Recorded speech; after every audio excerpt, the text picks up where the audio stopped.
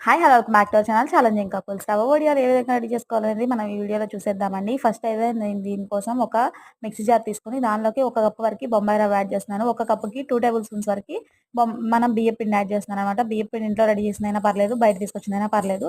దాన్ని ఒకసారి బాగా మెత్తని పొడిలాగా మిక్స్ చేసుకొని దానిలోకి ఒక కప్పు వరకి వాటర్ యాడ్ చేసుకుంటూ ఈ విధంగా మిక్స్ చేసుకొని ఒకసారి మిక్సీ పట్టుకోవాలి. ఈ విధంగా మెత్తనిగా మిక్సీ పట్టేసిన తర్వాత దీన్ని ఒక బౌల్‌లోకి ట్రాన్స్‌ఫర్ చేసుకోవాలి.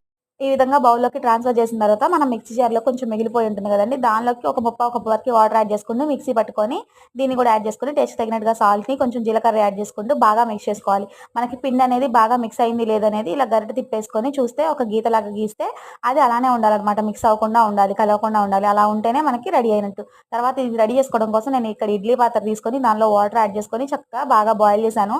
ఇప్పుడు ఆవిరి పట్టుకోవడం కోసం ఒక ప్లేట్ ఆ ప్లేట్‌కి ఈ విధంగా అంచులుండాలన్నమాట. కొంచెం యాడ్ చేసుకొని స్ప్రెడ్ చేసిన తర్వాత ఆవిరి మీద ఉడికించుకోవాలి. నెక్స్ట్ పార్ట్ కోసం చూసేయండి.